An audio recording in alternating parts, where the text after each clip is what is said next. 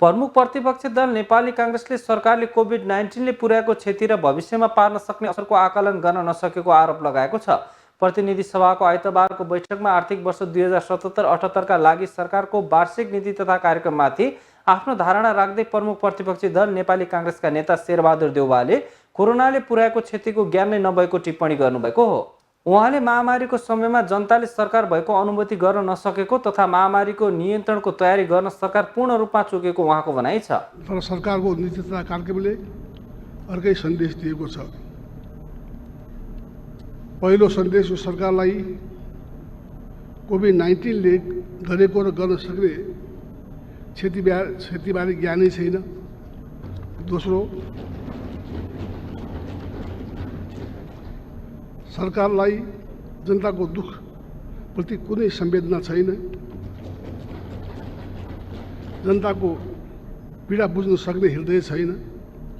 तेस्रो, सरकारसँग यो अप्ठ्यारो बेलामा भविष्यका लागि जनता आश्वस्त हुने कुनै योजना छैन। एक वर्ष नीति तथा कार्यक्रम उद्देश्यबाट बरालिएर बहुवर्षीय योजनाको कोरा कल्पना देखिन्छ।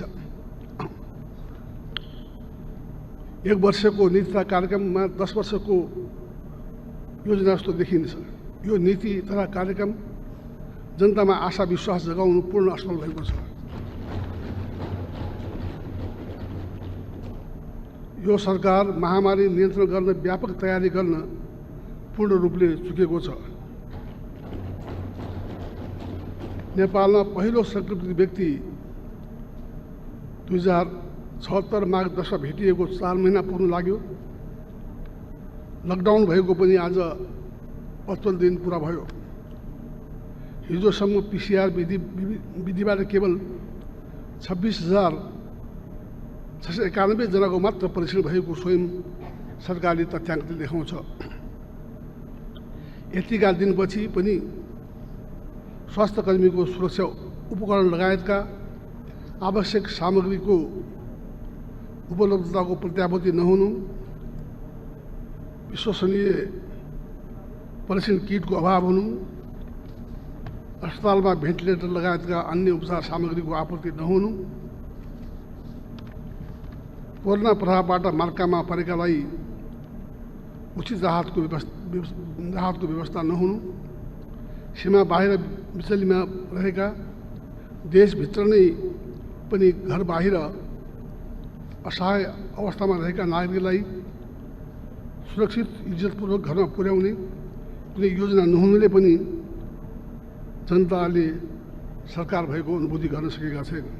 नीति तथा कार्यक्रममा सरकारले आफ्नो प्रशंसा गरेको, निकै काम गरेको दाबी गरिएको भन्दै उहाँले 2 वर्षका नीति तथा कार्यक्रम पुनः एकपटक पढ्न प्रधानमन्त्रीलाई आग्रह समेत गर्नुभयो। नीति तथा कार्यक्रममा केवल सरकारले आत्मप्रशंसा गरेको छ। विगत 2 वर्षमा निकै काम गरेको दावा गरिएको छ।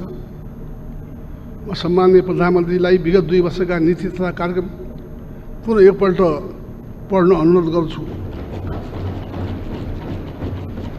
जसले ती नयाँ नीति र कार्यक्रमका असत्य दावालाई उजागर गरेको छ। सरकारका 2 पहिलेका नीति कार्यक्रम हेरेर आफै लज्जित बन्नुपर्ने स्थिति छ। त्यो बेला 1 वर्षभित्र बनाउँछु भनेको गौतम बुद्ध एयरपोर्ट बनेको छैन। 3वटा मुख्य राजमार्ग छेउ बनाउँछु भनेको 765 KB transmission line, Nijgadh airport निर्माणको प्रतीक्षामा छन्।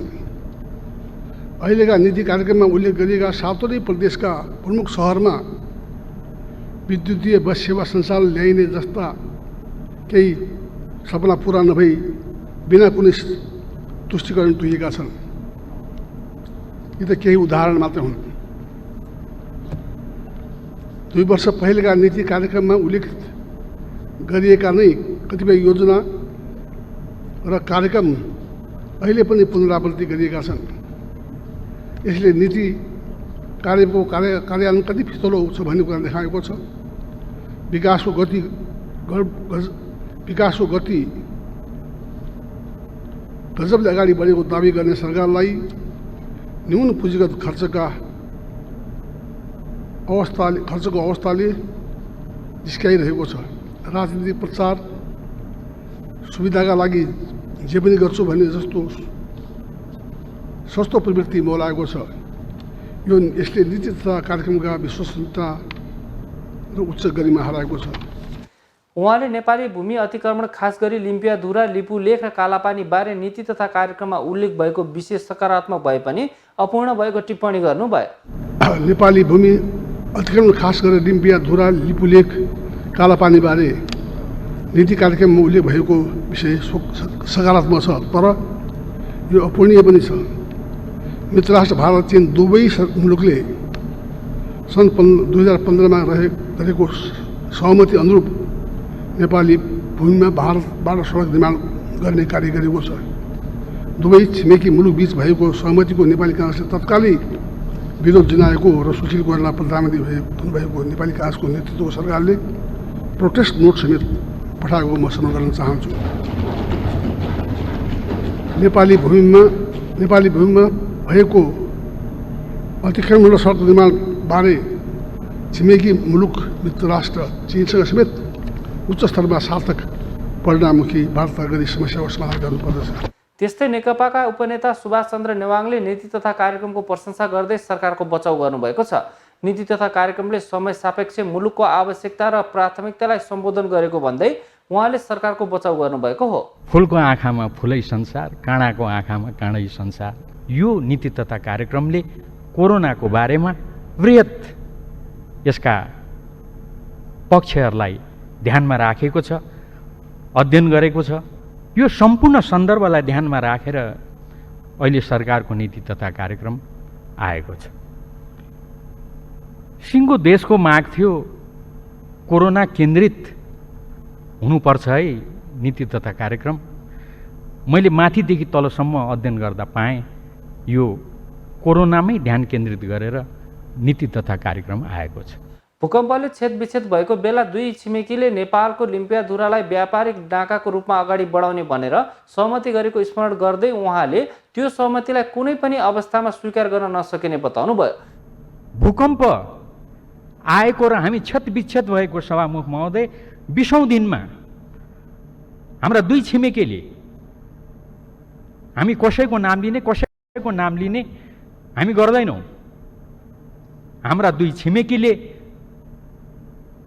एउटा सम्झौता गर्नुभयो, सहमति गर्नुभयो र लिम्पियाधुराको त्यो जुन टाई जङ्सन छ त्यसलाई एउटा नाकाको रूपमा, व्यापार नाकाको रूपमा अगाडि बढाउने भनेर अघि एकजना मित्रले संशोधन हाल्दा होइन यो नक्सा बनाउने कुरा भारत र चीनलाई नसोधी हुन्छ भनेर भन्नुभएको थियो।